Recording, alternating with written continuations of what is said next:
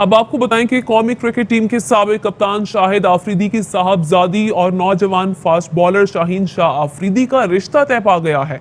शाहिद आफरीदी की फैमिली ने मंगनी के लिए कुछ वक्त मांग लिया है। तो बात करेंगे इस हवाले से शाहिद हाशमी नुमाइंदा खुसूसी हमारे साथ है। शाहिद साहब बताइएगा, तो फिर कब तक ऐलान कर दिया जाएगा?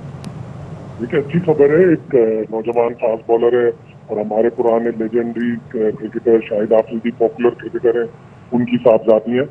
लेकिन खानदान ने प्राइवेसी की गुजारिश की है कि हमारे खानदान की रिवायात ऐसी हैं कि इसमें प्राइवेसी दी जाए और मंगनी के लिए थोड़ा वक्त मांगा है, इसलिए कि शाहिद की बेटी अभी पढ़ रही है और शाहीन शाह अफरीदी अगले साल उम्मीद यही है कि मंगनी होगी या इस साल के आखिर में। शाहिद साहब बहुत शुक्रिया।